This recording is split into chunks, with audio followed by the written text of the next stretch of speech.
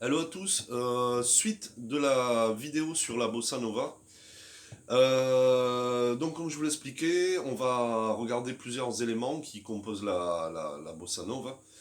Et là on va voir le premier élément, donc qui est le rythme.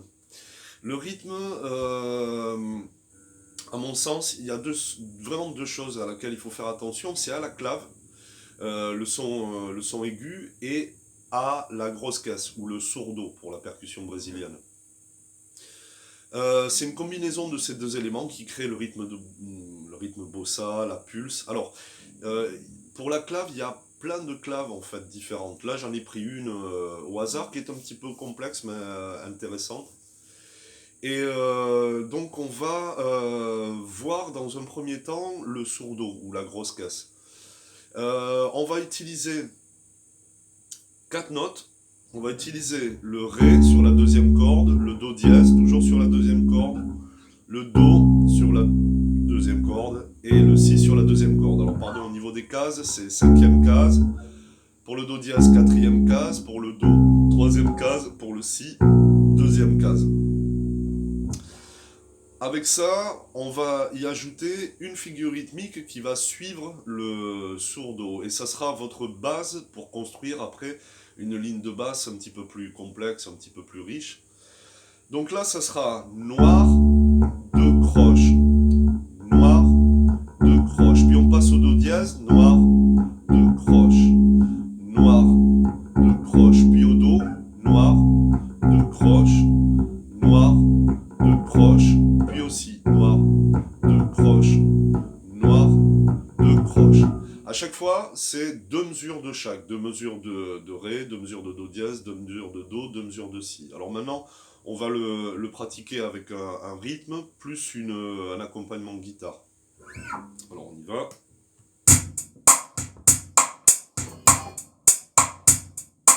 Un, deux, un, deux, trois, quatre.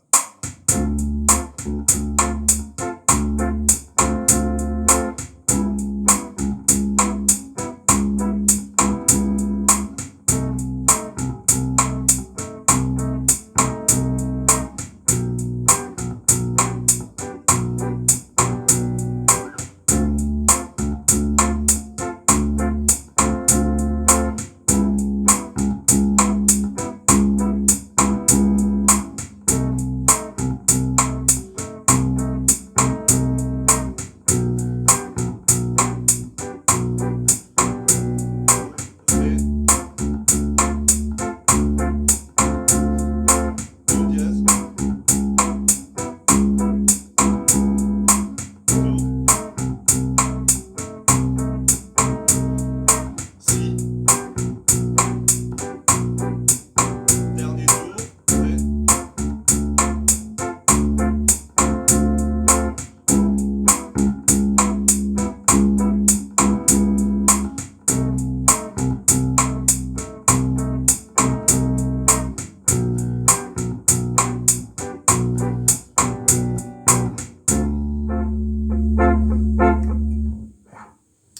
Voilà pour ce premier exercice qui donc connecte le sourdo avec la basse de manière assez simple dans un premier temps.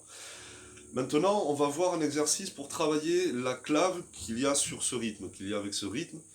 Là, c'est un petit peu plus compliqué. Alors, on a la clave là va s'étaler sur deux mesures. Elle comporte 5 coups de rimshot ou de clave, 5 coups. Le premier, il est entre le premier et second temps, en fait.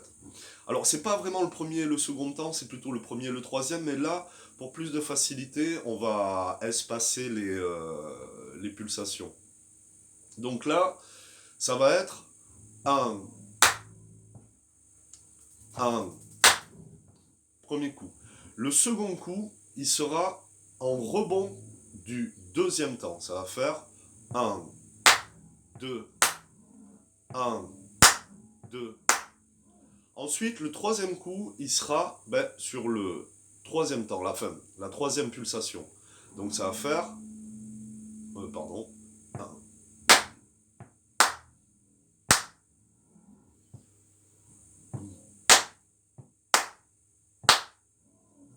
J'espère que vous entendez le pied. Je vais le faire avec la basse, ça sera beaucoup plus simple.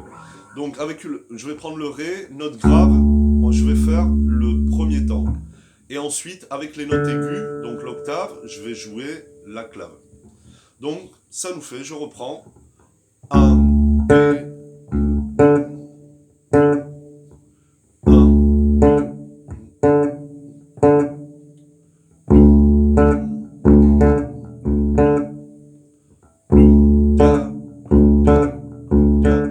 Maintenant, on va rajouter le quatrième coup.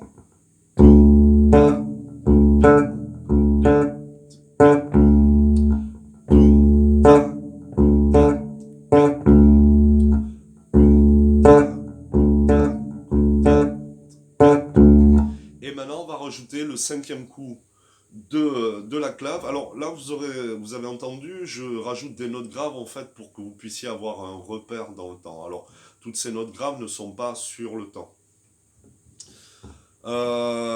Cinquième et dernier coup.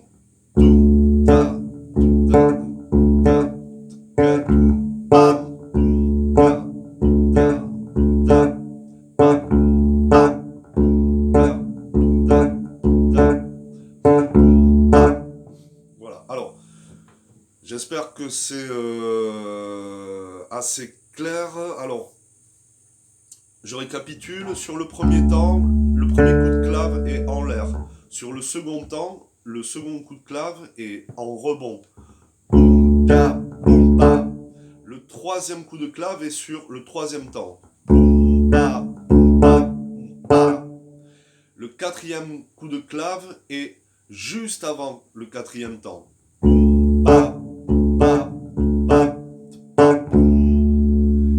Et le cinquième et dernier coup de clave est sur le contretemps du 4. Et puis on revient au début.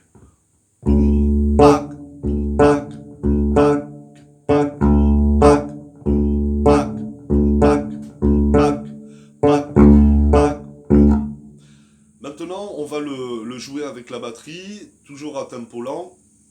Et je vais faire 4 cycles de 8 mesures. Donc, on va reprendre le Ré, le Do dièse, le Do et le Si.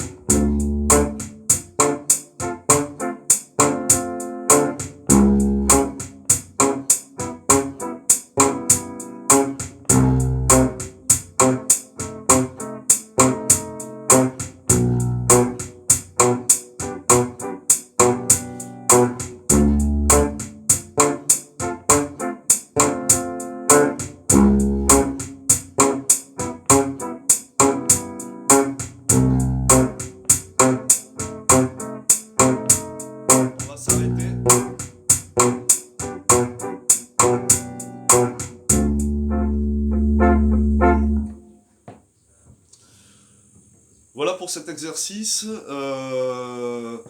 Donc, maintenant que vous avez travaillé le sourdo, que vous avez travaillé la clave, vous êtes à même de comprendre le rythme.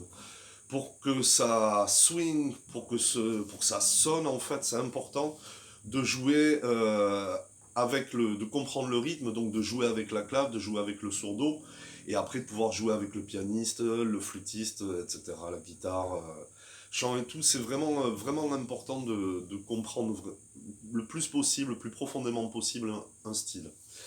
Voilà, donc là on va passer sur une vidéo suivante qui sera sur les accords et comment on les aborde à la basse. A de suite.